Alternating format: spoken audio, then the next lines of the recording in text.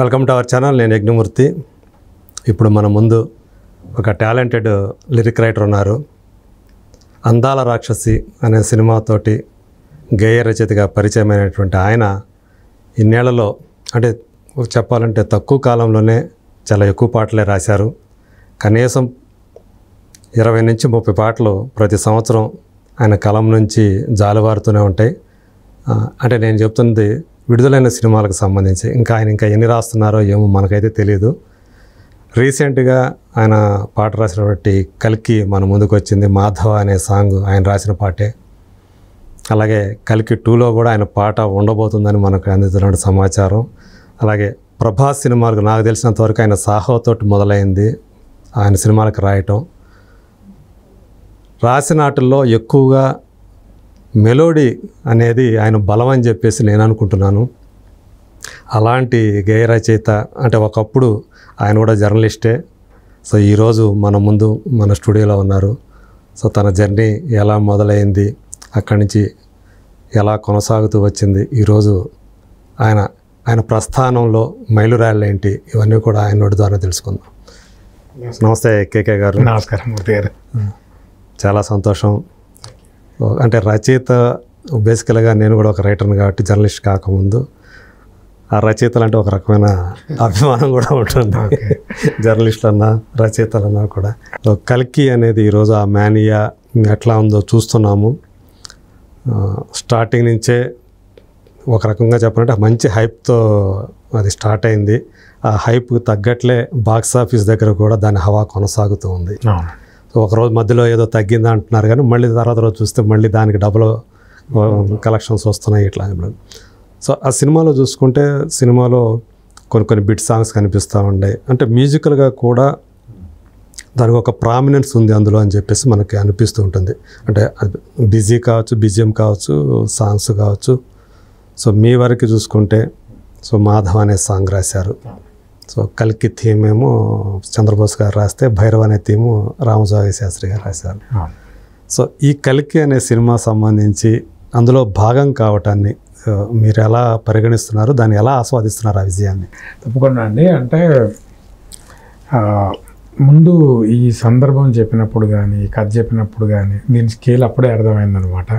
So ఇది ఎలా ఉండబోతుందని అందరితో పాటు నేను కూడా వెయిట్ చేశాను అనమాట ఇన్ని రోజులు. ఓకే. అంటే ఆ సందర్భం చెప్పారు. ముందు కృష్ణుడి శాపం వల్ల అశ్వత్థామ కలియుగ అంతం వరకు ఉంటాడు. సో తను ఎదురు చూస్తున్నాడు. బట్ ఇంకా దారుణాలు పెరిగిపోతూ ఉన్నాయి, చూడకూడనివన్నీ జరుగుతున్నాయి. అప్పుడు వచ్చే సందర్భంలో అశ్వత్థామ కృష్ణుడిని ప్రశ్నిస్తున్నాడు, మాధవ రావుగా అని. సో ఈ సందర్భంలో వచ్చే పాట అన్నమాట ఇది. సో ఇంత కలికాలం పెరిగింది, ఇంకా ఈ చీకటి సరిపోవట్లేదా, నువ్వు ఇంకెప్పుడు వస్తావు? సో మన సినిమాలో చూసినట్టయితే వెలుగు వచ్చే సమయం వచ్చింది అని రాజేంద్ర ప్రసాద్ గారు చెప్పడం. సో వెలుగుని కల్కిని వెలుగు అన్నట్టుగా అన్నాడు అవతారం. అక్కడ వెలుగు అంటే కల్కి రాబోతున్నాడు అన్న ఇది. సో ఆ కల్కి అనే పదం వాడకుండా, సో ఇంత కలికాలం పెరిగిపోయింది, నాకు ఇంకా చాలు ఈ పెను శాపం, నాకు అంటే ఒక యుగం మొత్తం నాకు శపించావు కదా, ఇకనైనా రావా అని క్వశ్చన్ చేస్తూ కృష్ణుడిని మాధవ రావుగా అని అలా స్టార్ట్ చేసి ఆ సాంగ్ రాయడం జరిగిందనమాట. సినిమాలో ఇది ఓపెనింగ్ టైటిల్స్ మీదే ఓపెన్ అయ్యే song. So the great legend Amitabh గారి మీద నేను రాసిన పాట రావడం, సో చాలా చాలా హ్యాపీ అనిపించింది అనమాట.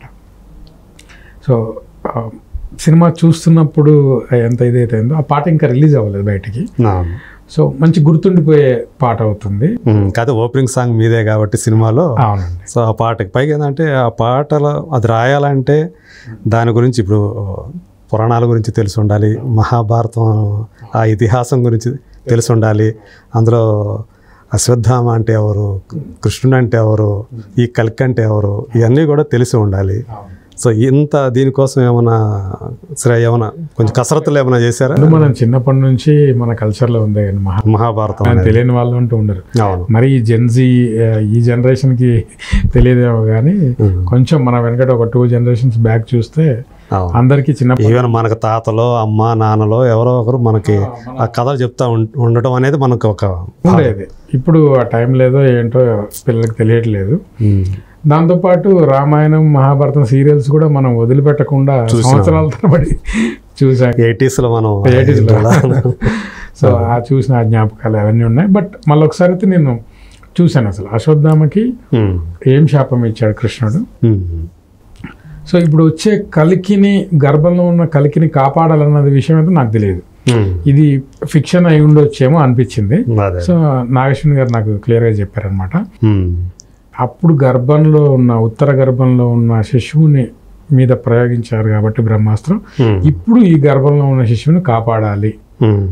అంటే మన పురాణాల ప్రకారం చూస్తే శంబలలో విష్ణు శాస్త్రి అనే బ్రాహ్మణుడికి విష్ణుయేశుడు అనే బ్రాహ్మణుడికి జన్మిస్తారని మనం అప్పుడు చదివాం. బట్ ఇక్కడ ఇది ఫిక్షన్ చేసి ఆ క్యారెక్టర్ లేకుండా చేయలేదు. ఆ క్యారెక్టర్ లేకుండా ఈ ల్యాబ్ లో ఈ పిండాన్ని ఒక ఫార్ములా లాగా పెట్టడం. సో ఇదంతా ఫిక్షన్ ఇది.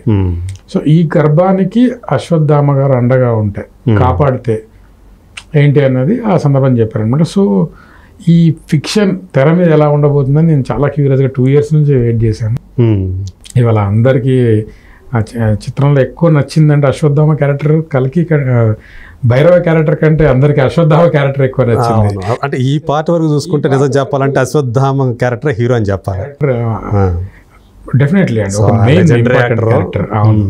అంటే అమితాబ్ గారికి ఈ మధ్య కాలంలో ఆయన క్యాలిబర్కి తగ్గ పాత్రలు రావట్లేదు అనుకుంటున్న వాళ్ళకి మరి 81 సంవత్సరాల వయసులో ఆయన అసలు అనుకుంటారు ఏముంది అంత విఎఫ్ఎక్స్ గ్రీన్ మ్యాటే కదా అని. కానీ ఆ రోప్స్, ఆ జంప్స్ ఇవన్నీ మనం చూపించాడు కదా తను మొన్న కింగ్ సాల్మన్ ఆయన ఎలా తీశారు.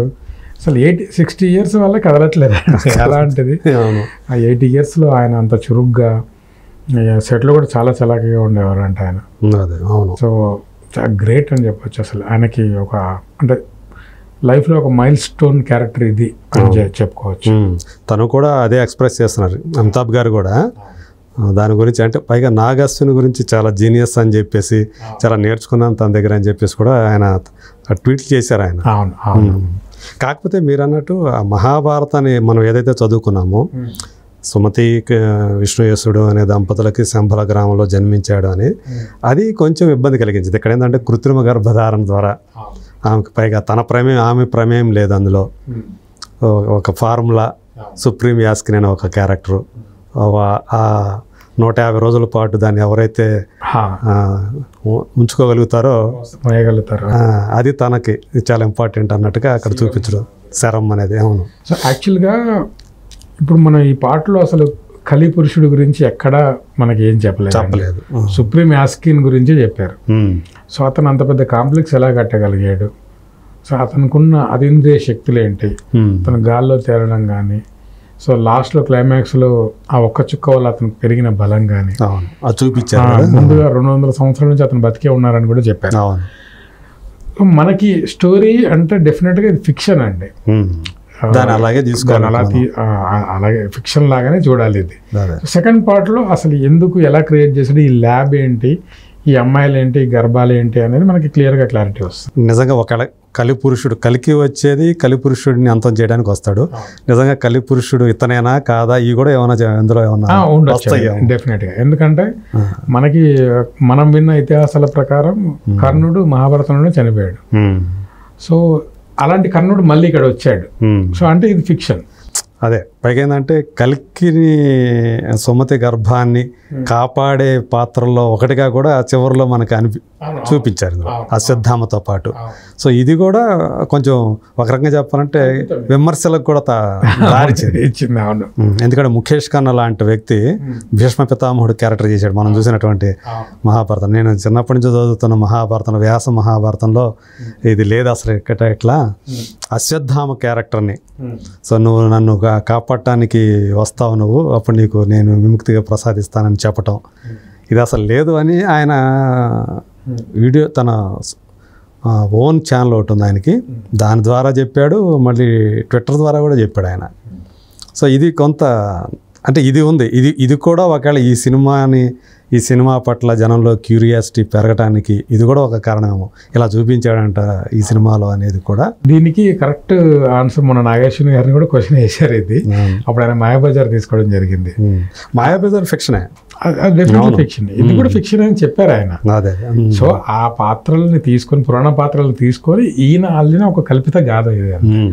సో ముఖేష్ గారు ఏదైతే చెప్పారో అది భారతంలో లేదు. ఎందుకు లేదు అంటే ఇది కల్పిత గాథ. అదే కృష్ణుడు అశ్వత్థామ మధ్య జరిగిన సంభాషణ కూడా ఈయన ఊహించింది. అది ఊహించింది. ఆ శాప విమోచనం అంతా కూడా శాపం ఇచ్చినంత వరకు ఉందండి, మనం చదువుకున్నాం. అవును, విమోచనం అప్పుడు నువ్వు గర్భానికి కాపు గాయాలి అన్నదైతే లేదు. సో ఇది ఊహించి ఓకే, ఒకవేళ ఇలా జరిగితే ఎలా ఉంటుంది కల్పితమే అండి ఇది. అవును. కరెక్ట్ ఉదాహరణ చెప్పాలంటే RRR లో మనం ఏం చేసామండి, కొమరం భీం అన్నాము, అల్లూరి సీతారామరాజు గారు అన్నారు. వాళ్ళ లైఫ్ లో ఎప్పుడు జరగలేదు, అది వాళ్ళు కలవడం అనేది జరగలేదు. బట్ అది కల్పితం అంతే, ఒక ఊహించి 3 సంవత్సరాల కాలంలో వాళ్ళు ఏమయ్యారు అనే దాన్ని, అంటే చరిత్రలో ఎక్కడ రాయలేదు అది. సో దాన్ని ఊహించి చేస్తున్నామని చెప్పాడు, ముందుగానే చెప్పాడు ఆయన. అదే సో ఇప్పుడు హాలీవుడ్లో ఇలాంటివి చాలా జరుగుతుంటాయండి. హిట్లర్ ఎలా చనిపోయాడో మనందరికీ తెలుసు. ఇంగ్లోరియస్ బాస్టర్డ్స్ అనే ఒక మూవీలో తను ఒక థియేటర్లో బాంబు పెట్టి చంపారన్నట్టుగా కంప్లీట్గా ఆల్టర్డ్ హిస్టరీ. అది హిస్టరీని వీళ్ళు ఆల్టర్ చేసి ఒక ఇమాజినేషన్లో ఇలా చేస్తే ఎలా ఉంటుందని ఒక సినిమా వచ్చింది. సో అలాగే అంత కల్పితం అంతే అది సినిమా. సినిమాని సినిమాలాగే చూడాలన్నమాట. సో ఇది డెఫినెట్గా ఈ జనరేషన్ వాళ్ళకి కర్ణుడి గురించి, అర్జునుడి గురించి ఇంకా మరింత వెతికి మరి తెలుసుకునేంత ఒక అవకాశం అయితే ఈ సినిమా వల్ల. ఈ సినిమా రిలీజ్ అయిన తర్వాత ఇప్పుడు జనరేషన్ కూడా మహాభారతం గురించి, ఈ క్యారెక్టర్ల గురించి కూడా సెర్చ్లు చేయడం మొదలుపెట్టారు. అవును. సో ఎక్కువ ఈ మధ్యకాలంలో గూగుల్ సెర్చ్లో ఇవి కూడా కర్ణ, కృష్ణ, అశ్వత్థామ ఇవే కనిపిస్తున్నాయి. ఇవి ఎక్కువైనాయి అని చెప్పేసి కూడా ఒక రకంగా ఇది మంచిగా జరిగిందండి. ఈ డిస్కషన్ రావడం కూడా మంచిది. అంతే, అంటే మళ్ళీ మన ఇతిహాసాల గురించి మాట్లాడుకునే అవకాశం కలగటం. అవును. ఇప్పుడు ఏంటంటే మెయిన్ రీజన్, ఇప్పుడు పిల్లలు ఎవరు మన తెలుగు హిందూ మైథాలజీ వదిలేయండి, అసలు ఇండియన్ ఏమీ చూడట్లేరు. అవును. ఎవరు చూడు K-డ్రామాస్ అని, కొరియన్ మూవీస్, కొరియన్ వెబ్ సిరీస్లు, జపనీస్ ఇవి చూస్తున్నారు. మన పిల్లలకి మన క్యారెక్టర్స్ ఏవి తెలియదు. ఒక మంచి శుభ పరిణామం ఏంటంటే మన తెలుగులో మొన్న హనుమాన్ కానీ, ఆదిపురుషులో మళ్ళీ ఓ రామాయణాన్ని గుర్తు చేయడం కానీ, ఇప్పుడు కల్కి కానీ, మధ్యలో కార్తికేయ కానీ, కృష్ణుడి గురించి, కృష్ణుడు ఔన్నత్యాన్ని అనుపమ్ ఖేర్ క్యారెక్టర్తో చెప్పడం కానీ, ఇవన్నీ ఏంటంటే మళ్ళీ ఈ జనరేషన్కి ఒకసారి మన చరిత్ర, మన ఇతిహాసాలు చదువుకోవడానికి గుర్తు చేస్తున్నాడు. మన వారసత్వ సంపద ఏదైతే ఉందో, మన హెరిటేజ్ గురించి మళ్ళీ వచ్చి చెప్పుకుంటా. అంటే ఇది పెరిగింది ఇప్పుడు ఈ మధ్యకాలంలో, సినిమా ద్వారా ఇలాంటి విషయాలన్నిటిని కూడా చూపించడము, దాని మీద డిస్కషన్ జరిగేలా చూడటం. సో అంటే వాళ్ళు కూడా యాస్టిజ్గా కాకుండా ఒక కల్పితాలు, కొంత ఫిక్షన్లు కలపడం. అవును. ఇప్పుడు మీరు అన్నట్టు ఆదిపురుషుడితో వచ్చినటువంటి ఆ క్రిటిసిజం, ఎంత క్రిటిసిజం వచ్చిందో మనకు తెలుసు. అంటే తను వేరే రకంగా వాటిని ప్రొజెక్ట్ చేయాలని చూడటం. అవును. అంటే ఓం రావుత్ కొంచెం అది మిస్ఫైర్ అయినప్పుడు డీల్ చేసేటప్పుడు అది కత్తి మీద సామండి, కొంచెం అటు ఇటు అయినా కూడా ఆదిపురుషు లాగానే ఉంది. సో అంటే ఆయన ఏం చేశారంటే పిల్లలకు కూడా అర్థం అవ్వాలి అన్నట్టు సూపర్ హీరో క్యారెక్టర్స్ లాగా, కొంచెం యానిమేషన్ స్టైల్ ఆఫ్ ఆ మేకింగ్ లోకి వెళ్ళాడు. ఆ క్యారెక్టరైజేషన్స్ క్యారెక్టర్స్ వెళ్ళడం వల్ల అది అంతగా ఇది అవ్వలేదు.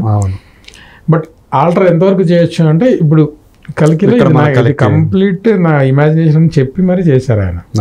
సో అలా చేస్తే ఇప్పుడు అంటే వచ్చే భావితరాలకి మన ఇతిహాసాల పురాణాల గురించి తెలుసుకోవాలన్న జిజ్ఞాస ఇప్పుడు మొదలవుతుంది. సో మన వారసత్వ సంపదను కాపాడుకున్నట్టుగా ఉంటుంది. సో నాగార్జున చూస్తే ఎలా ఉంటాడు ఇప్పటికే ఆ ప్రెస్ మీట్లో చూసుకున్నా కానీ ఇట్లా వీడి అంటే ఇట్లా కూర్చొని అసలు జీనియస్ అలాగే ఉంటారండి. సో ఆయనతో కలిసి పనిచేయటం అనేది మీరు గమనించినంత వరకు అతని గురించి చెప్పమంటే ఏం చెప్తారు? అంటే ఫస్ట్ ముందు వేరే పాట అనుకున్నామండి. అది ఇప్పుడు ఈ కథా విస్తరణలో భాగంగా సెకండ్ పార్ట్కి వెళ్తుంది అని అన్నారు ఆయన. ఇంకా తెలియదు. ఓకే. అంటే యాక్చువల్గా 2 పాటలు రాశారు.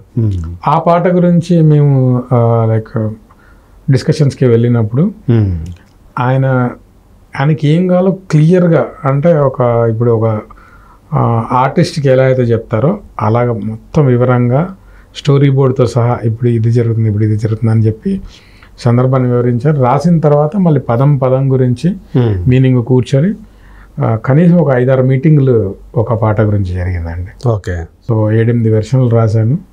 సో కంప్లీట్గా ఫైనల్ అయింది. బట్ అది సెకండ్ పార్ట్కి వెళ్తుంది అన్నారు. తర్వాత ఈలోపు ఈ మాధవ సాంగ్ వచ్చింది. ఓకే. దీని గురించి పెద్ద అంటే యాక్చువల్ ఫస్ట్ రాసింది ఆ పాట. ఫస్ట్ ఆ పాట. ఓకే.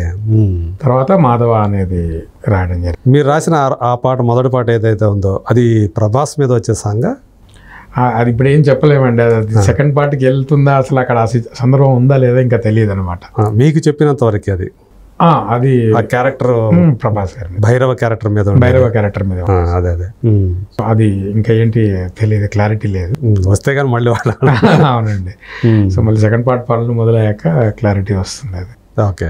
సో ఈ మాధవ సాంగ్ మాత్రం క్లియర్గా ఆయనకి ఏం కావాలో ఇన్పుట్స్ ఇచ్చారు. సో అలాగే రాయించుకున్నా ఒక 2-3 వెర్షన్స్ కరెక్షన్స్ ఇవి. ఓకే. సో అంటే ఈ వాట్ హీ వాంట్స్ అనేది ఆయనకి ఏం కావాలో బాగా తెలుసండి. అంటే ఇప్పుడు మీరంటే ఒక లిరిసిస్ట్గా సాహిత్యంతో కథ, దాంట్లో అభినవేశం ఉండటం ఇవన్నీ ఓకే. తనకి ఎంతవరకు దాని మీద, మహాభారతం మీద కానీ, ఒకవేళ మనం రాసే పదాల మీద కానీ ఆయన ఉందా, నాలెడ్జ్ ఉందా ఆయనకు? బాగా ఆయనకు సాంగ్స్ చాలా ఇష్టం. సాంగ్స్ వింటుంటారు ఆయన. కొన్ని లిరిక్స్ మీద పట్టు ఉందండి. వేరే పాటల రెఫరెన్స్లు చెప్పడంలో కానీ, ఆ పాట అలా ఉంది, ఈ పాట ఇలా ఉంది. ఓకే. సో అలాంటి లైన్స్ ఏమైనా ట్రై చేద్దామని చెప్పి చాలా డిస్కస్ చేశారనమాట. ఓకే. సో ముందుగా నేను సీతారామం సినిమా చేయడం వల్ల అశ్విన్ దత్ గారితో పరిచయం వల్ల అశ్విన్ దత్ గారు ముందు నాకు కాల్ చేసి, కల్కిలో ఒక సాంగ్ ఉంది, నాగి గారిని కలువు అని చెప్తే అలా కలవడం జరిగింది. అశ్విన్ దత్ గారే కాల్ చేసి పిలిపించారనమాట. ఓకే. ఆయనకు బాగా నచ్చి ఉంటుంది మీరు అందులో రాసిన పాట. అందులో 5 పాటలు. సో అలా నా వర్క్ నచ్చి సో పిలిపించడం జరిగింది అనమాట. సో అశ్విన్ దత్ గారు నాగశ్విన్ గారిని పరిచయం చేయడం, మేము ఒక 5-6 సిట్టింగ్స్లో సాంగ్ ఓకే చేయడం జరిగింది. ఈ మాధవ సాంగ్ మాత్రం స్వప్న దత్ గారే కేకే రాస్తే బాగుంటుంది అని ఆవిడే సజెషన్ అండి. ఓకే. సో అలా ముగ్గురు సీతారామం పాటలు కూడా మీకు అలా మంచి, అంటే అవి మామూలు పాటలు కాదు అసలు. అందులో అలా హెల్ప్ అయ్యాయి. అన్ని మెలోడీ అందులో మొత్తం అన్నీ కూడా. సో మొత్తం మీకు మెలోడీలో మంచి పట్టు ఉంది అనేది. అన్ని పాటలు రాయగలుగుతాం, కానీ ఏంటంటే ఇప్పుడు కొన్ని సార్లు అలా గుర్తింపు అలా వస్తుంది. దట్టు మీకు సిద్ధు శ్రీరామ్ గారితో మీ పాటలు, మీ మెలోడీలు ఆయన ఎక్కువగా పాడినట్టున్నారు కదా. అదే. సో అతని కెరీర్ స్టార్టింగ్లో నేను అప్పటికి అంటే 5-6 ఏళ్ళు అయింది అప్పటికి వచ్చి. సో ఇద్దరం ఆ కాంబినేషన్ సో చాలా హిట్స్ ఉండడం వల్ల అలా కుదిరింది. నేను మీరు మీ పాటలన్నీ చూస్తూ ఉంటే ఏది చూసినా కానీ ముందు ఆయన పాడిన పాటలే వస్తాను ఎక్కువ. అంటే చాలా పెద్ద సక్సెస్లు ఉన్నాయి. ఏమైపోయావే కానీ, మాటే వినదుగా కానీ, సో ఇలా చాలా పాటలు హిట్స్ ఉన్నాయి సిద్ శ్రీరామ్తో. సో అలా ఎక్కువ ఆ కాంబినేషన్ బాగానే వర్కౌట్ అయింది. అయితే వర్కౌట్ అయిందండి. సో నాకు ఇదే రాయగలను ఇదే అని అలా ఏం లేదండి. నాకు సందర్భం, ఇప్పుడు మీరు జెస్సీ సినిమాలో చూస్తే మెలోడీసే ఉండవండి. సో ఇన్స్పిరేషనల్ సాంగ్స్ ఉంటాయి, సందర్భాన్ని తగ్గట్టు ఉంటాయి, ఒక ఓటమి గురించి వర్ణిస్తూ ఉంటాయి. సో రకరకాల సందర్భాలు ఉంటాయి. జెర్సీలో 6 పాటలు నేనే రాశానండి. So melody Jersey single. So అలా పేరైతే వచ్చింది. బట్ మీరు సలార్ కూడా సింగిల్ కార్డ్. దాంట్లో ఒక్కొక్క పాట ఒక్కోలా ఉంటుంది. సూర్యుడే గొడుగు పట్టి అనేది కంప్లీట్ వాళ్ళ ఫ్రెండ్షిప్ మధ్యలో. మెలోడీ లవ్ సాంగ్ కాకుండా సందర్భాన్ని తగ్గట్టు అన్ని నేను రాయగలను నేను అనుకుంటున్నాను. అవును. అంటే మనకు సందర్భం ఇచ్చి దానికి తగ్గట్టు రాయమంటే ఇంకా బాగా రాయగలుగుతాం. అవునండి. వితౌట్ అంటే సందర్భం లేదు, ఐదో ప్రేమ గీతం రాసేయండి అంటేనే అప్పుడు కష్టమవుతుంది. అప్పుడు పదాలు ఎదుక్కోవడం, ఇవన్నీ ఆ లైన్ ఎలా రావాలి ఏంటి. సో మీకు ప్రభాస్ దగ్గరకు వచ్చేటప్పటికి, సో అంటే మీ ఈ సినిమాలో ఫస్ట్ పార్ట్లో మీ పాట ప్రభాస్ మీద లేదు అంతే. కానీ మీ సాహోతోటి ఆయన సినిమాలతోటి మీ అనుబంధం మొదలైనట్టు కదా.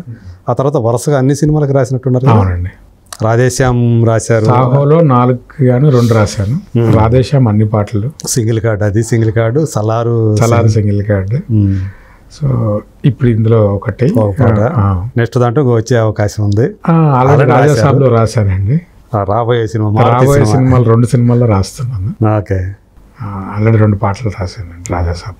అంటే మీరు చెప్పాలంటే మీరు అంతకుముందు రాసిన పాటలు ఎక్కువ కూడా ఒక మీడియం బడ్జెట్ సినిమాలకు ఎక్కువ రాసినట్టున్నారు. సాహో తోటి మీ టర్న్ అనుకోవచ్చా, లేకపోతే రాధేశ్యామ్ నుంచి అనుకోవచ్చా?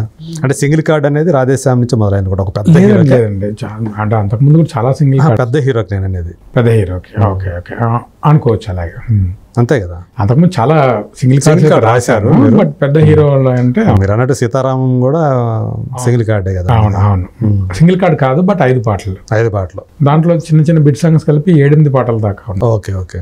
ఒకటి సీతారామ శాస్త్రి గారు, ఒకటి అనంత్ శ్రీరామ్ ఇలా రాశారు దాంట్లో. Okay okay. సో పెద్ద హీరోకి అంటే ప్రభాస్ గారు. నేను యాక్చువల్లీ బేసిక్గా ప్రభాస్ గారి ఫ్యాన్ అండి. అవునా?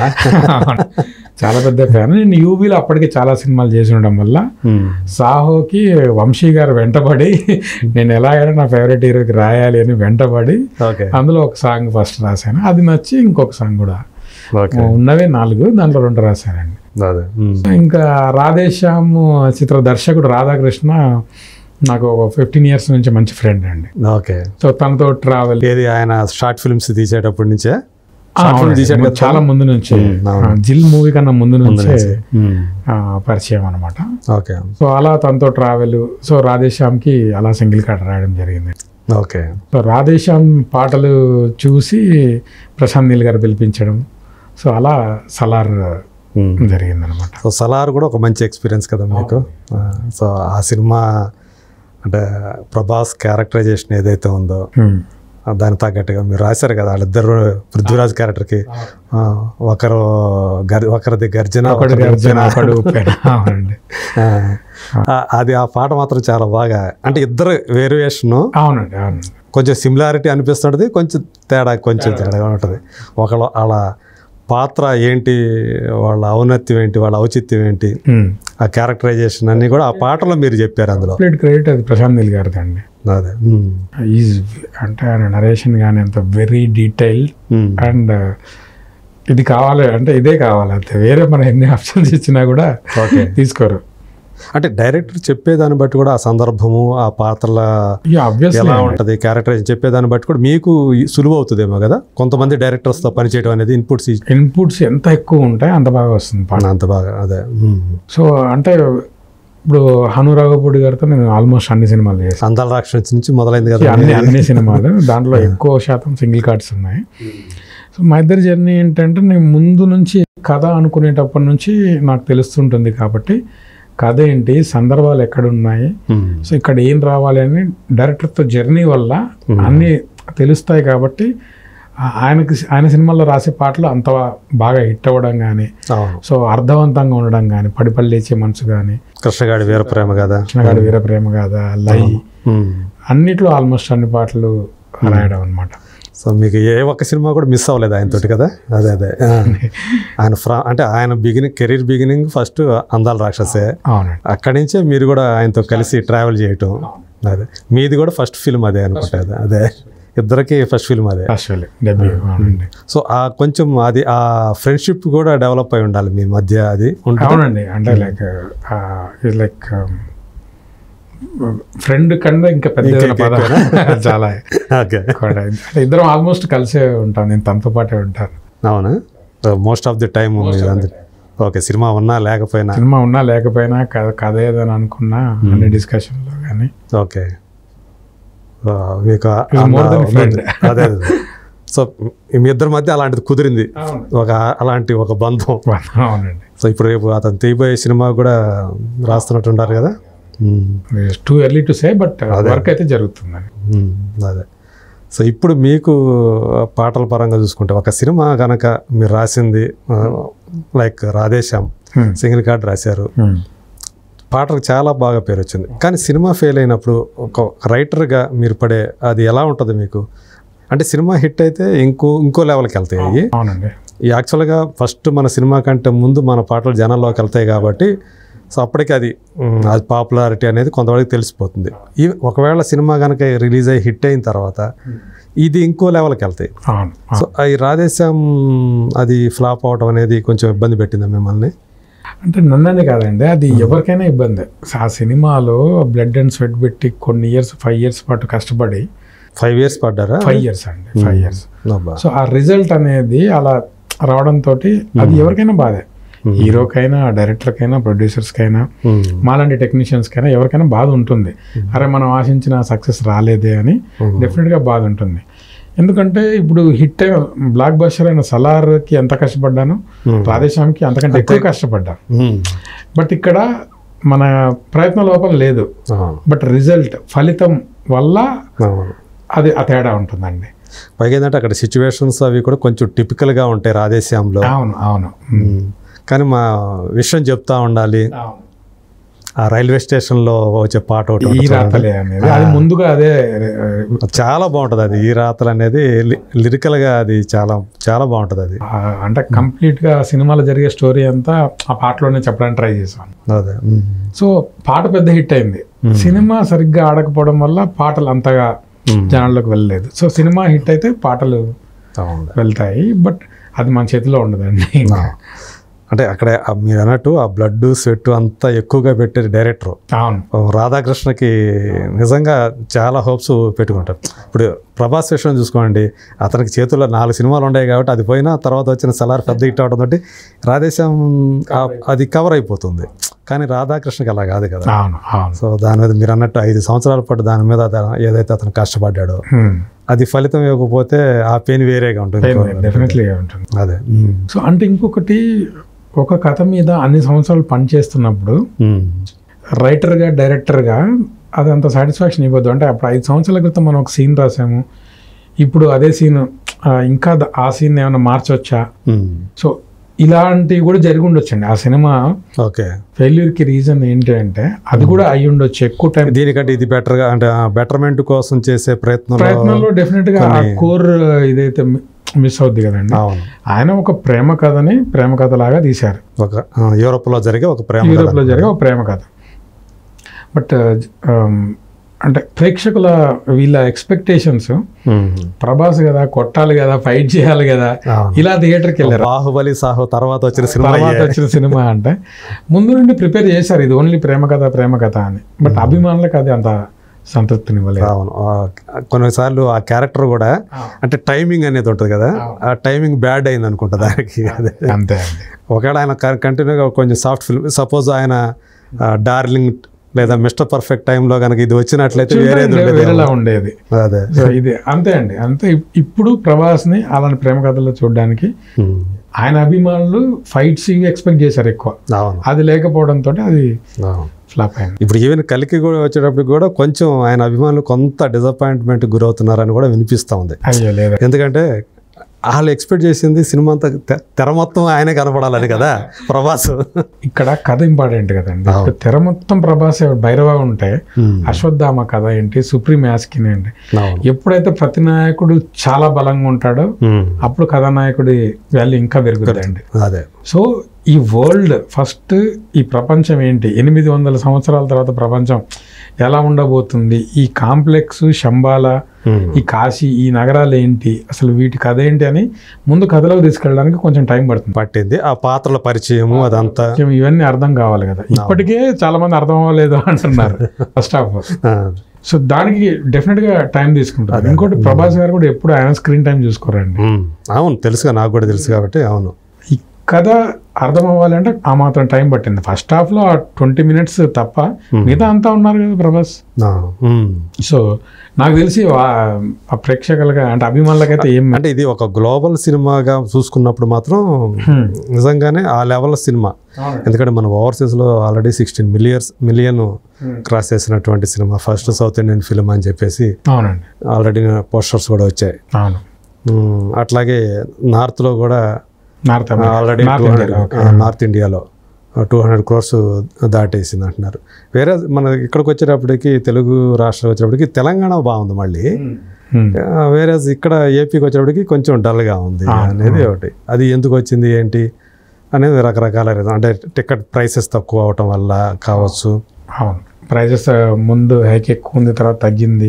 అవును, అదే ఉండొచ్చు. బీసీ సెంటర్లో కొద్ది మందికి ఉండొచ్చు. అంటే స్టార్టింగ్ 1-2 days ఇది వినిపించిందండి. తర్వాత ఈ లాంగ్ రన్ చూస్తుంటే అదేం లేదు, ఎంత సక్సెస్ అయింది కాబట్టి అదేం లేదు అని అనుకోవచ్చు. సో మీకు బాగా పరీక్ష పెట్టినటువంటి పాటలు అంటే ఏ సినిమా సంబంధించి మీరు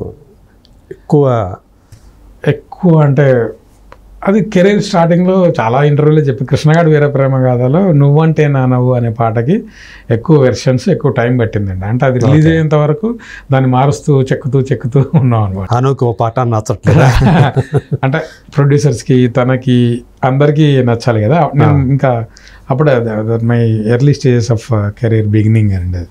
సో అది కొద్ది టైం పట్టింది. తర్వాత ఎప్పుడు ఏ పాట అంతగా ఇబ్బంది పడలేదు.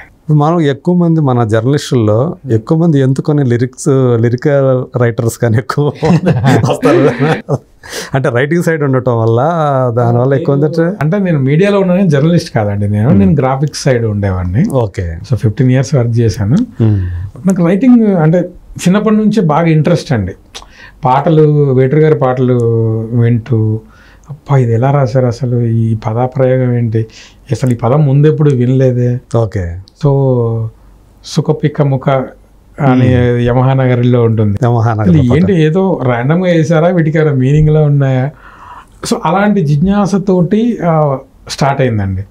సో ఆల్రెడీ రిలీజ్ అయిన ఒక పాటను తీసుకుని దాని సాహిత్యం మొత్తం మార్చి నేను పాడుకునేవాడిని. సో అలా స్టార్ట్ అయ్యి, అంటే ఇంటర్మీడియట్ ఆ టైంలోంచి రాయడం స్టార్ట్ అయ్యి, అంటే ప్యారడీ కూడా కాదు, అది ప్యారడీ కాదండి, కొత్తగా దాంట్లో కొత్త లిరిక్స్ కొత్త ట్యూన్ అది కొత్తగా లిరిక్స్ రాసుకుని తర్వాత ట్యూన్ కూడా నేనే చేసుకొని కొన్ని రాయడం స్టార్ట్ చేశాను. ఓకే. తర్వాత ఒక మ్యూజిక్ డైరెక్టర్ నాకు పరిచయం అయ్యి, అతను కూడా అప్కమింగ్ శ్రవణ్ భరద్వాజ్ అని, ఇద్దరం కలిసి తను నైట్ ఒక ట్యూన్ చేసి నేను మార్నింగ్ దానికి ఒక సాంగ్ రాసి మళ్ళీ నెక్స్ట్ నైట్కి అది ట్యూన్ రెడీ విత్ సింగింగ్. తను పాడేవాడు, లేదంటే వేరే సింగర్స్ తో పాడించేవాడు. రికార్డింగ్ చేసాం కంప్లీట్ సాంగ్. అలా 200 పాటల వరకు రికార్డ్ చేసాం. ఇద్దరం కలిసి. నాకు ఒక ఆల్బమ్ అయితే తెచ్చారు, ఒక ఆల్బమ్ తెచ్చారు, కలయో నిజం. ఈ 200 పాటలు ది బెస్ట్ 10 songs తీసుకొని దాన్ని ఆల్బమ్ గా తీసుకురావడం జరిగింది. ఓకే. సో దానికోసం 200 పాటలు యాక్చువల్ గా రాసింది మీరు తయారు చేసుకుంది. 200 పాటలు ఇప్పటికీ ఉన్నాయండి. అందులో ఒక 10 పాటలు పిక్ చేసి అది తీసుకొచ్చారు. బెస్ట్ సాంగ్స్ అనుకున్నవి ఆల్బమ్ చేసాం అనమాట. ఓకే. సో దానివల్ల ఏమైందంటే అదొక హోంవర్క్ లాగా ఉపయోగపడింది. సందర్భం నేనే క్రియేట్ చేసుకొని రాయడం, ట్యూన్కి రాయడం అనేది అక్కడ అలవాటైంది. ఓకే. సో దాంతో నేను ఎవరి దగ్గర నేర్చుకోలేదు పాటలు రాయడం. చాలామంది అట్లీస్ట్ కొత్త కాలమైన అసిస్టెన్స్ చేయడము, నేర్చుకోవడం. సో నాకు పాట ఎలా రాయాలో కూడా తెలియదు అసలు. పల్లవి చరణం పల్లవి మీనింగ్ కూడా, ట్యూన్ అంటే ఏంది, ఏమి లెంగ్త్ ఏంటి, అవన్నీ తెలియదు. సో అలా మ్యూజిక్ డైరెక్టర్ పరిచయం అవడం వల్ల, అంతకుముందు చిన్నప్పుడు చిన్న పాటల పుస్తకాలు 1 రూపీకి దొరికే ఆ పాటల పుస్తకాల్లో ఓ పల్లవి అంటే ఇదా, చరణం అంటే ఇదా, అలా సొంతంగా నేర్చుకొని ఇది 200-300 పాటలు రాయడం వల్ల అది అలవాటయ్యి, హను నాకు ఫస్ట్ పరిచయం ఒక పాట ఇవ్వగానే దానికి రాయడం చాలా ఈజీ అయింది అనమాట. అందాల రాక్షసి. ఓకే. ఒక 1/2 hour ఒక పాట రాసేసాను. ఓకే. పల్లవి అంతా వీడియోడి ఎంత ఫాస్ట్గా ఉన్నాడు అని చెప్పేసి సరే అని చెప్పి ఫుల్ ట్యూన్ ఇచ్చేసి రాయించాడు అనమాట. వెన్నంటే ఉంటున్నా అనేది నా ఫస్ట్ సాంగ్.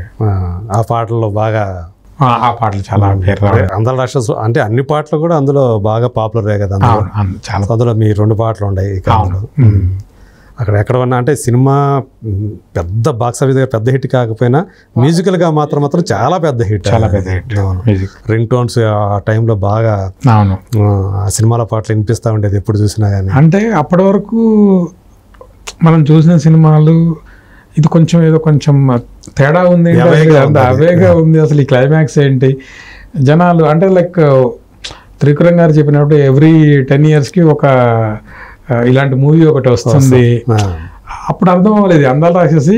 అది అప్పుడు ఎందుకు ఫ్లాప్ అయింది అంటే అప్పుడు అర్థం అవ్వలేదు.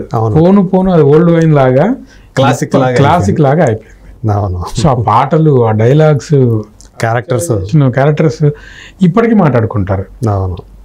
సో హను అప్పుడు అనేవాడు ఫ్లాప్ అయినప్పుడు, ఈ సినిమా గురించి ఇప్పుడు కాదు 10 years తర్వాత మాట్లాడుకుంటారు అని. నిజంగానే ఇప్పుడు ఆ సినిమాకి పనిచేసిన అతను కానివ్వండి, ఆర్టిస్టులు కానివ్వండి, 3 పాత్రలు చేసినటువంటి 3 మెయిన్ క్యారెక్టర్స్, నవీన్ చంద్ర కానివ్వండి, రాహుల్ కానివ్వండి, ఆ అమ్మాయి కానివ్వండి, లావణ్య, అందరికీ ఈరోజు అందరికీ అది లైఫ్ యాక్టర్స్గా మంచి పేరు తెచ్చుకున్నారు, మంచి అవకాశాలు సంపాదించుకున్నారు వాళ్ళు. సో మీరు అంటే సూర్యాపేట నుంచి జర్నీ మొదలుపెట్టి, సో మీ ఓన్ అదే కదా, సూర్యాపేట కదా. సో ఇక్కడికి వచ్చినప్పుడు ఈ పాటలు రాయటం ఇదంతా కూడా ఒక ప్రొఫెషన్గా తీసుకున్నప్పుడు ఫైనాన్షియల్గా ఇది ఓకే, మరి రేపు పొద్దున ఉద్యోగం మానేసి దీంట్లోకి వచ్చారు, రేపు ఇది తెలియదు కదా మనకి, ఇది ఒక లాటరీ టైప్ సినిమా ఫీల్డ్ అనేది, రేపు ఏంటి భవిష్యత్తు ఏంటి అనేది ఎప్పుడన్నా అనుకున్నారు అసలు అట్లా? లేదండి, అంటే నాకు పెళ్ళైన తర్వాతే జాబ్లో జాయిన్ అయ్యాను. సో జాబ్ చేస్తూ ఫ్యామిలీని చూసుకోవడం కోసమే జాబ్, బట్ నా ప్యాషన్ వేరే, నా రైటింగ్ ప్యాషన్, సినిమాలకు వెళ్ళాలి అన్న ప్యాషన్ అయితే ఉండింది. సో నేను ఎప్పుడైతే కంఫర్ట్గా నాకు ఇల్లు గడవడానికి కొంచెం అమౌంట్ చాలు, ఆ అమౌంట్ నేను ఇక్కడ ఎప్పుడైతే ఏ రోజైతే సెక్యూర్డ్గా ఫీల్ అవుతానో, ఇది సంపాదించగలను, ఆ రోజు వదిలేద్దామని ముందే అనుకున్నాను. సో నేను 2012 10లో వచ్చింది అందాల రాక్షసి. సో అప్పటి నుండి 11లో వచ్చింది అనుకుంటా, 11 నుంచి వర్క్ స్టార్ట్ చేసి వర్క్ బిగిన్ అయింది 2011 అది. ఓకే. సో 12లో అలా వదిలేద్దాం అనుకున్నా, బట్ అది ఇంకా పోస్ట్పోన్ అవుతూ 18 వరకు చేయాల్సి వచ్చింది. ఓకే. సో మీరు అన్న ఫైనాన్షియల్ ఫ్రీడమ్, ఆ సెక్యూరిటీ ఉందో లేదో అన్న మీమాంసలోనే ఈ 7-8 నెలలు గడిచిపోయాయి. సో ఎప్పుడైతే నేను పర్లేదు నాకు అక్కడ వచ్చే శాలరీ కంటే ఎక్కువ ఇక్కడ వస్తుంది అనుకున్నప్పుడు జాబ్ వదిలేసి కంప్లీట్గా ఇటువైపు రావడం జరిగింది. అప్పుడు జాబ్ చేసేటప్పుడు ఇక్కడ సినిమాలో పాటలు రాసుకోవడానికి వాళ్ళకి ఓకే ఒప్పుకునే వాళ్ళు, ఆ యాజమాన్యాలు ఒప్పుకున్నారండి, ఓకే. ఎందుకంటే దానివల్ల వాళ్ళకి నష్టం ఏం లేదు కదండి. సో నేను కంప్లీట్ ఆఫీస్కి వెళ్తున్నాను, వర్క్ చేస్తున్నాను, సో ఇది సైడ్గా మిగతా టైంలో అదే ఎప్పుడు రాత్రి కూడా అంటే వాళ్ళకి డిస్టర్బెన్స్ ఏం లేదు కాబట్టి, పైగా పాటలు రాస్తున్నాడు మనోడు అంటే వాళ్ళకి కూడా కొంచెం క్రెడిట్ ఉంటుంది కదా మనకి. వాళ్ళకి ఏం క్రేజ్ ఉంటుందని కాదు, ఆ CEO నాకు అంటే నాకు చాలా ఇష్టమైన వ్యక్తి. సో నేను ఆయనకి చాలా ఇష్టం అనమాట నేనంటే. సో డెఫినెట్గా కొంచెం వదిలేశారని చెప్పాలి. అదే కొంచెం ఫ్రీడమ్ ఇచ్చారు. ఇప్పుడు ఓకేనా మీకు, సెటిల్ అయిపోయినట్టేనా మీరు? ఎందుకంటే పాటలు చూస్తే మీరు కనీసం నాకు తెలిసి ఒక 50 పాటలను రాసేస్తూ ఉంటారు సంవత్సరం 80-100 కూడా రాస్తుంటారండి. రిలీజ్ అయ్యేవి మాత్రం ఒక 30-40 అలా అవుతుంటాయి. అదే ఇప్పుడు ఒక్కొక్క సంవత్సరం 100 పాటలు రాసినవి కూడా ఉన్నాయి అనమాట. ఓకే. 100 పాటలు 100 పాటలు.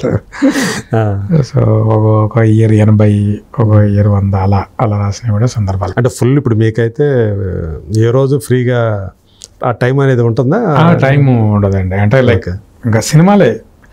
ఈ రోజు ఒక పాట రాసామంటే నెక్స్ట్ దాని కరెక్షన్ ఏదో ఉంటుంది, మళ్ళీ ఇంకో రోజు ఇంకొక పాట, ఇంకొక సినిమా. సో ఇలా ఈ మధ్య అన్ని పాన్ ఇండియా సినిమాలు అయిపోవడం వల్ల ఒక పాట రాయడంతో బాధ్యత అయిపోవట్లేదండి. సో దాన్ని వేరే రైటర్స్ రాస్తుంటారు, మనం వాళ్ళకి మీనింగ్ కన్వర్ట్ చేయడం, మీనింగ్ ట్రాన్స్లేట్ చేయడం, వాళ్ళకి చెప్పడం, వాళ్ళతో రాయించడం. సో ఈ బాధ్యతలు కూడా రాయడంతో పాటు ఇవన్నీ కూడా ఉన్నాయి. ఓకే. వాళ్ళకి కరెక్ట్గా మీనింగ్ కన్వే అయ్యేటట్టు చూడటం.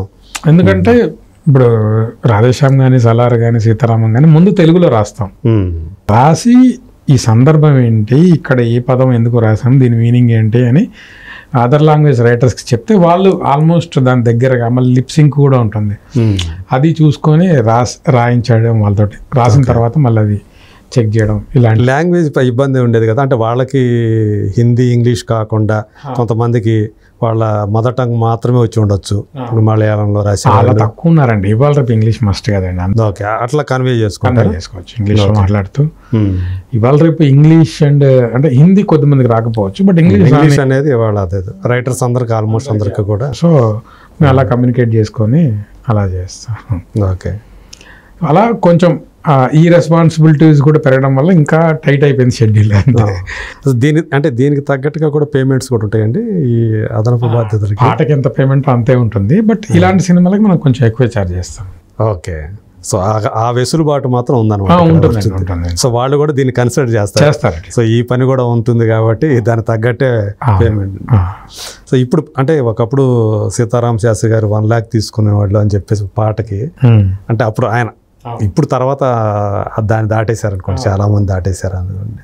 సో ఇప్పుడు ఎలా ఉంటుంది అంటే ఒక లిరిక్ రైటర్కి వచ్చే గుర్తింపు గతంతో పోలిస్తే ఇప్పుడు ఈ పాట ఎవరు రాశారు అంటూ దాన్ని సెర్చ్ చేసేవాళ్ళు పెరుగుతున్నారు, ఆ లిరిక్స్ గురించి మాట్లాడుకునే వాళ్ళు కూడా పెరుగుతున్నారు. పైగా సోషల్ మీడియాలో ఏదైతే రీల్స్ అని వీటిని షేర్ చేసుకోవటం, ప్రొడక్షన్ హౌసెస్లే లిరిక్స్ రిలీజ్ చేయటం. సో ఇది ఎలా అనిపిస్తుంది మీకు? అంటే ఒక మంచి రోజులు వచ్చాయి. ఇది డెఫినెట్గా లిరిక్ రైటర్స్కి గౌరవం గతంతో పోలిస్తే, నేను ఈ 10-12 ఏళ్ల జర్నీలో చూసిన గతంతో పోలిస్తే డెఫినెట్గా పెరిగిందండి. ఓకే. సో ఈ రెమ్యునరేషన్తో పాటు రెస్పెక్ట్ కూడా పెరిగింది. ఓకే. ఆడియన్స్లో కొంచెం, అంటే రీసెంట్గా నేను హాయ్ నాన్నలో అడిగా అనే ఒక పాట రాశాను. అవును.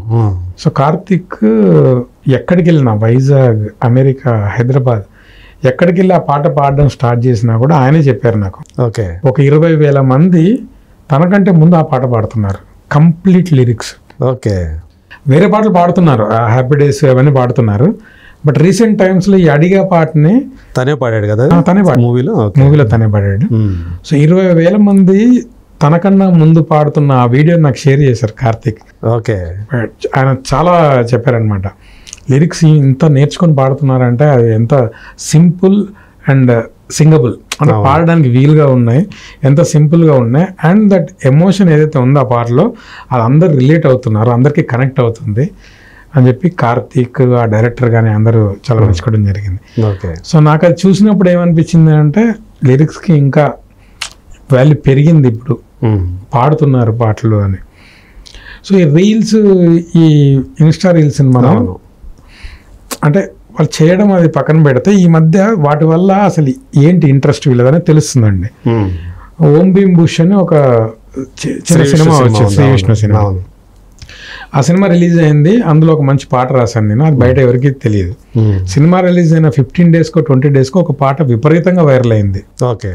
అణు అణు అని, అది అరిజిత్ సింగ్ పాడారనమాట. ఓకే. సో చాలా మంది రీల్స్ వైరల్ అవుతుంది, అందరు అప్పుడు వెళ్ళి ఎతకడం స్టార్ట్ చేస్తారు. అది కూడా మెలోడియస్ గానే ఉంటుంది కదా, చాలా మెలోడీ సాంగ్. సో అది సినిమాకి ఉపయోగపడలేదు, అది ముందు రిలీజ్ చేసి ఉంటే సినిమాకి ఏమైనా హెల్ప్ అయ్యేది థియేటర్లో. ఆ థియేటర్ నుంచి వెళ్ళిపోయాక ఆ పాట చాలా పెద్ద హిట్ అయింది. బట్ ఒక పక్కన సంతోషం, పాట హిట్ అయింది, లిరిక్స్ పాడుతున్నారు అని అదొక సంతోషం. బట్ అది సినిమాకి హెల్ప్ అయి ఉంటే ఇంకా బాగుండేది అనిపించింది. పర్సనల్గా మీరు అభిమానించే గేయ రచయితలు ఎవరు? పర్సనల్గా వేటూరు గారు అండి, సీతారామ శాస్త్రి గారు కూడా ఇష్టం, బట్ ఎక్కువ చిన్నప్పటి నుంచి వేటూరు గారి రచనలు చదవడం కానీ, ఆ పాటలు, ఆ బుక్స్లో, అవన్నిట్లో చదవడం, ఆ పాటల పుస్తకాలు అవన్నీ ఆ ట్రెండ్ నడుస్తున్న కాలంలో ఆయన ఎక్కువ ఉండేది. సో అలా అంటే ఎక్కువ ఇష్టం పెరిగింది. సో ఆయన ఆకుచాటు పిండి తడిచే రాయగలరు, పక్కన శంకరాభరణంలో రాయగలరు, మాతృదేవ భావాల పాటలు అలాంటి రాయగలరు, ఆయన ఏదైనా రాయగలరు. సో అది నాకు సవ్యసాచి ఆయన. అవునండి. సో అంటే ఆయన హ్యాపీ డేస్లో కూడా పాట రాశారండి, అంటే అంత యూత్ఫుల్ సాంగ్ కూడా రాయగలరు ఆయన పాపం లాస్ట్ స్టేజెస్లో రాసానికి. శేఖర్కి తనంటే బాగా అభిమానం, వేటూరు గారు అంటే చాలా గౌరవం. గోదావరి పాటలు కానీ ఎంత బాగుంటాయి. అవును. సో ఆయన రాయందంటూ లేదు అని నా ఫీలింగ్ అండి, రాయలేనిది అండ్ ఆయన రాయంది అన్నీ టచ్ చేశారు ఆయన. అన్ని సందర్భాలు, చావు పాటలు, పెళ్లి పాటలు, ప్రేమ గీతాలు, ఆయన టచ్ చేయని సందర్భం అంటూ లేదు. అదే ఎందుకంటే ఎన్ని వేల పాటలు రాశారు. పైగా ఆయన కెరీర్ కూడా చాలా పెద్దది కదా ఆయనది. అవును. ఆ కాలంలో ఆత్రేయ గారు మొన్నటి వరకు, రీసెంట్ వరకు ఉన్నారు 10 ఏళ్ల క్రితం వరకు ఉన్నారు. సీతారామ శాస్త్రి గారి శైలి నాకు ఇష్టం, స్టైల్ అంటే. ఓకే. ఆయన పదాల పొందిక ఏదైతే ఆయన స్ట్రైట్ గా చెప్పరు అది. సో ఆ మెటఫర్స్ తీసుకోవడం, ఆ పోలికలు. సో మీరు ఆ వర్షం సినిమా కానీ, లేక కొత్త బంగారు లోకంలో కానీ, నీ ప్రశ్నలు నీవే ఎవరు బదులు ఇవ్వరుగా, ఇలాంటి పాటలు ఏంటంటే అవి విన్నప్పుడు మనకు మామూలుగా అనిపిస్తుంది. అవును. తెరపైన చూసినప్పుడు ఎంత డెప్త్. అదొక తండ్రి చనిపోయినప్పుడు వచ్చే పాట అది, బట్ ఎక్కడ దాని గురించి ఆ సాంగ్లో ఉండదు. సో అది వీడియో చూసినప్పుడు మనకు తెలుస్తుంది. బట్ ఆడియోగా వింటే ప్రతి ఒక్కరు రిలేట్ అవుతారు. అంటే వాళ్ళు లైఫ్లో ఎలాంటి స్టెప్ తీసుకోవాలి, ప్రేమ ఒక్కటే లైఫ్ కాదు అన్నది ఆ పాట విన్నప్పుడల్లా అంటే జనాలు రిలేట్ అవుతారు. ఓకే. సో ఆ సినిమా వరకే కాకుండా ఆ పాట బయట కూడా బ్రతికేలాగా చేస్తారు సీతారామ శాస్త్రి గారు. ఎవరు పాడినా వాళ్ళ జీవితానికి అన్వయించుకునేలా ఉంటుంది. ఈవెన్ ఆయన రాసిన డ్యూట్లు చూసుకున్నా కానీ గులాబీలో రాసిన పాట ఏదైతే ఉందో ఒకటి ఎంత గొప్పగా రాశారు. అసలు ప్రేమని ఆయన చెప్పే విధానం అసలు. అవును.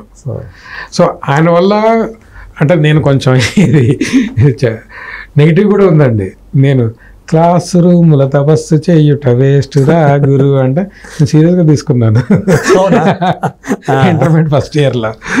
సో బోడి చదువులు వేస్ట్, ఆడి చూడు క్రికెట్ అని అదొకటి రాశారు.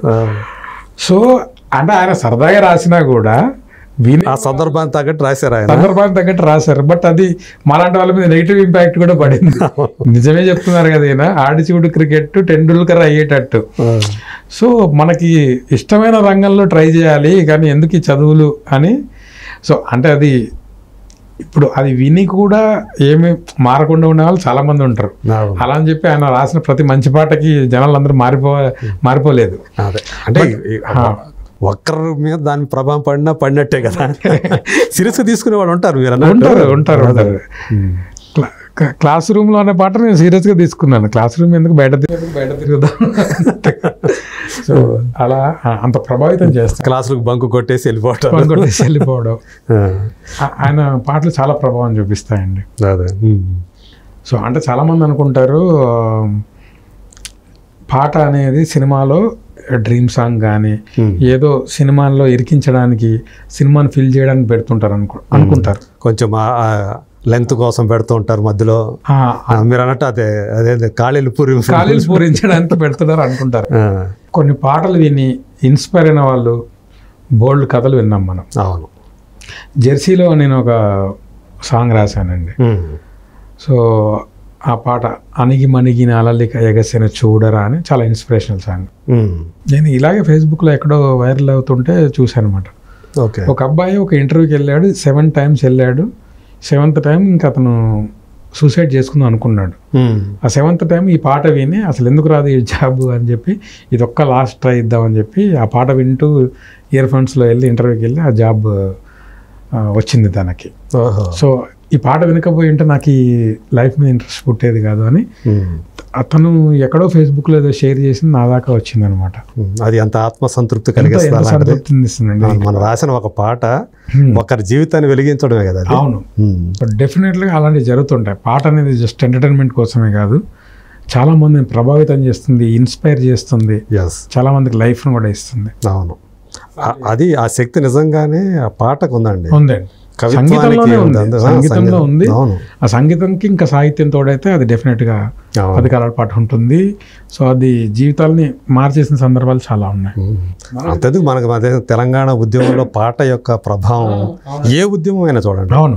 ఏ ఉద్యమం అది సక్సెస్ అయిందంటే దాని వెనక ఖచ్చితంగా పాటలు అనేవి ఉంటాయి. అందుకని వాటి ఉద్యమ పాటలు అని చెప్పేసి ఉంటాం. అది ఏ ఉద్యమైనా కానివ్వండి. అవును. సో మనం ఎప్పటి నుంచో చూస్తున్నాం. ఒక గద్దర్ అంటే మనకి పాటే కదా గుర్తొచ్చింది. అంతే. ఇప్పుడు వంగపండు గారు చేశారంటే అది. అవును. సో ఇప్పుడు నారాయణమూర్తి గారు ఉన్నారు, ఆయన సినిమాలన్నీ విప్లవ సాహిత్యాలే ఉంటాయి. అవును. సో ప్రతి ఒక్కరి గురించి ఉంటుంది. వెనకబడిన రైతు గురించి ఉంటుంది, కూలీ గురించి ఉంటుంది, సుత్తి గురించి, కత్తి గురించే ఉంటాయి పాటలు. అవును. వృత్తి పాటలు, వృత్తిదారుల పాటలు అవి వాళ్ళకి. బట్ అందరూ వింటారు అవి. అవును. అంటే ఆ పాట యొక్క మహత్యం అది, ఆ శక్తి అది. చాలా మంది పనితో పాటే పాట పుట్టింది అంటుంటారు. అవును. సో పని చేస్తున్నప్పుడు అలుపు సొలుపు తెలియకుండా పాట పాడుతూ వేసేవాళ్ళు ఇందరు పాడుతుంటారు. ఇప్పుడు ఎలా అయిపోయిందంటే కొద్దిమంది పాటలు లేకుండా పనే చేయట్లేరు. ఇంతకుముందు పనితో పాటు పాట ఉండేది. అవును. ఇప్పుడు మీరు ఆటో డ్రైవర్లు కానీ వేరే పనులు చేసేవాళ్ళు, ఈ తాపీ మేస్త్రీలు చూడండి, వాళ్ళ చెవుల్లో ఖచ్చితంగా ఉంటుంది మ్యూజిక్. అవును, ఉంటుంది. మ్యూజిక్ లేకపోతే పని కూడా చేయట్లేరు, అలా తయారైంది. సో మ్యూజిక్ అనేది చాలా గ్రేటెస్ట్ ఆర్ట్. దానికి ఆ సాహిత్యం రాయడం అనేది నాకు లభించడం అదృష్టం. అంటే మీకు మామూలుగా సాహిత్యంతో పరిచయం ఉందా మొదటి నుంచి కూడా? ఆసక్తి ఉండదండి. చదువు ఎక్కువ చదివేవాళ్ళు బుక్స్ చాలా చదివేవాడిని. ఓకే. సో మా ఇంటికి ఈనాడు పేపర్తో పాటు విపుల, చతుర ఇవన్నీ వచ్చేవి. ఓకే. నావెల్స్ చాలా ఎక్కువ చదివేవాడిని. చలంగారు. విపులేమో అది ప్రపంచ కథా సాహిత్యం అంతా దాంట్లో ఉంటుంది. అవును. చతుర అంటే ఒక నవల ఉంటుంది. అవును. సో విపుల, చతుర మ్యాగజైన్స్, సినిమా మ్యాగజైన్స్ సితారా వీటి వల్ల సినిమా మీద ఇంట్రెస్ట్ పుట్టింది. ఓకే. సో అన్ని రకాలుగా ఇంకా సో మా ఇంట్లో అన్ని పేపర్లు అవన్నీ వచ్చాయి అనమాట. సో ఈనాడు, సితారా, విపుల, చతుర, సో ఇవన్నీ చదవడం. ఇవి కాకుండా మా అన్నయ్య ఫ్రెండ్కి బుక్ షాప్ ఉండేది. అక్కడికి వెళ్ళి డబ్బులు ఇవ్వకుండా ఫ్రీగా బుక్స్ తీసుకొని బుక్స్ చదవడం. ఎండమూరి గారు, సులోచన రాణి గారు, చాలా మంది, మధుబాబు గారు, ఒక్కరని కాదు అందరి నావెల్స్ చదవడం. సో తర్వాత ఇప్పుడు మనకు అంత టైం లేదు చదవడం అన్న టైంలో ఇప్పుడు పెద్దవంశీ గారు రాస్తున్న రచనలు నాకు చాలా ఇంట్రెస్టింగ్ ఉంటాయి. అంటే అక్కడ పెద్ద జరిగేది ఏముండదు కానీ ఆయన వర్ణించే తీరు చాలా బాగుంటుంది. ఆ అట్మాస్ఫియర్ అంతా మనకి కళ్ళకు కట్టినట్టు వర్ణిస్తారు ఆయన. మా పసలపూడి కథలు చూసుకున్న కథలు, దిగువ గోదావరి కథలు, అది వనరాణి ఏదో ఉంది కదా, అదొకటి, అది చూసుకున్నా కానీ అన్ని అసలు చాలా అద్భుతంగా ఉంటాయి. అంటే మనం అక్కడ ఉన్నట్టుగానే ఫీల్ అవుతాం. ఆయన ప్రధానంగా ఆయన పాపికొండల చుట్టూ బ్రహ్మాండంగా అక్కడక్కడే తిరుగుతుంటాయి. బట్ మన గోదావరి ఆయన్ని అంతే అండి. కదిలించే విషయం ఏదంటే Godavari. Lingababu love story cinema తర్వాత ఆయన కొన్నేళ్ళు కనిపించలేదు. అసలు ఈయన ఏమైపోయారు అంటే తర్వాత స్వాతి బుక్ లో వచ్చేవి ఆయన అన్ని సీరియల్స్ ఆయన రాసుకున్నారు బేసిక్ గా. ఆ టైంలోనే ఈ గోదావరి కథలు కానీ, దిగువ గోదావరి కథలు, అసలప్పుడు కథలు ఇవన్నీ రాసుకునే వాళ్ళు అనమాట. గోదావరి నుంచి వచ్చి కథలు రాసుకునే వాళ్ళు అంతే. సో ఇప్పుడు అంటే ఈ జనరేషన్లో రీసెంట్గా ఆయన రాస్తున్నారు కాబట్టి చెప్తున్నా. సో అందరి స్టైల్, ఒక్కొక్కరికి ఒక్కొక్క స్టైల్ ఉంటుంది. ఆ స్టైల్ని బట్టి కొద్దిమంది వ్యక్తులు నచ్చుతారు. సో వాళ్ళని చదవాలనిపిస్తుంటుంది. ఇప్పుడు టైం తగ్గిపోయి చదవడం తగ్గింది. బట్ ఆల్మోస్ట్ టైం దొరికినప్పుడు ట్రై చేస్తూ ఉంటాను. రీసెంట్గా బ్రహ్మానందం గారు నేను అనే బుక్ రాశారు. సో అది ఆయన నాకు ప్రజెంట్ చేయడం జరిగింది. అవునా? ఓకే. సో ఆ బుక్ చదివాను అనమాట రీసెంట్గా. సో అదొక ఇన్స్పైరింగ్ స్టోరీ ఇలాగా ఉంటుంది అది కూడా. అవును. ఆయన ఎంత లైటర్ వేలు రాశారంటే మనకి ఆయన బయటికి కనిపించేది వేరు, లోపల వేరు అసలు. సో అదేదో వెంకటేశ్వర స్వామి మహత్యంలో లీలలు బుక్ చదివినట్టుగా అనిపించింది ఆ బుక్ చదువుతున్నాను. సో అంటే సమయం దొరికినప్పుడల్లా ఆ బుక్స్ అయితే చదువుతుంటాను. సో దానివల్ల కూడా అంటే మనం అప్డేట్ కావటానికి, కొత్త కొత్త విషయాలు, కొత్త కొత్త పదాలు తెలియటానికి సాహిత్యం అనేది కూడా చాలా ఉపయోగపడుతుంది. చాలా ఇంపార్టెంట్. సో ఇప్పుడు మీకు సమకాలీనంగా రైటర్స్ ఎవరైతే ఉండరో, సో వీళ్ళు మీరందరూ మధ్య కూడా ఒక సుహృద్భావ వాతావరణమే ఉందా? డెఫినెట్గా అండి. మీకు మీ ఫ్రెండ్స్ ఎవరు ఉంటారు ఇప్పుడున్న గేయ రచయితల్లో? అంటే ఇప్పుడు చాలా మంది ఏజ్లో డిఫరెన్స్ వీటన్నిటి వల్ల ఫ్రెండ్స్ అని చెప్పలేను కానీ అందరూ చాలా బాగుంటారండి. కాసర్ల శ్యామ్, చంద్రబోస్ గారు, అంటే అప్పుడప్పుడు మాట్లాడుకుంటూ ఉంటాం. కలిసినప్పుడు కాసేపు మాట్లాడుకుంటాం. భాస్కర్ భట్ల గారు, సో అందరూ బాగుంటారు. ఒకరినొకరు అప్రిషియేట్ చేసుకోవటం ఇది ఉంటుందా మీ మధ్య? అసలు ఎవరైనా పాట రాస్తే ఉంటుందండి, ఉంటుంది. మంచి పదం నచ్చినప్పుడు డెఫినెట్గా చేస్తుంటారు. ఓకే. చంద్రబోస్ గారు సీతారామం పాటలకి చెప్పారు, కలిసినప్పుడు చెప్పారు ఈ పాట చాలా బాగా రాశారు అని చెప్తుంటారండి. కాసల శ్యామ్ కూడా అప్పుడప్పుడు చేస్తుంటాడు. ఓకే. సో కాసర్ల శ్యామ్కి మొదట్లో కంటే కూడా ఇప్పుడు ఆయనకి కాలం గడిచే కొద్దీ ఆయన పాపులారిటీ పెరుగుతుంది ఆయన పాటలు అనేది. అవునండి, అవును. సో ఇక్కడ సక్సెస్ అండి, సక్సెస్ వస్తూనే ఇప్పుడు అంతకుముందు కూడా తను మంచి కవియే, ఇప్పుడు మంచి కవియే, కానీ సక్సెస్ వల్ల ఎలివేషన్ అనేది ఎక్కువ వస్తుంటాయి అంతే. ఇప్పుడు మీ వరకు చూసుకుంటే హ్యాపీగా ఉందా మీ కెరీర్? కెరీర్ చాలా హ్యాపీ. అంటే 14 సంవత్సరాల క్రితం 13 సంవత్సరాల అవునండి. సో పరిచయం అయ్యారు మీరు. ఈ 13 సంవత్సరాల కాలంలోనే సంఖ్యాపరంగా చూసుకున్నా కూడా బాగానే ఎక్కువ అవకాశాలు మీకు వచ్చాయి.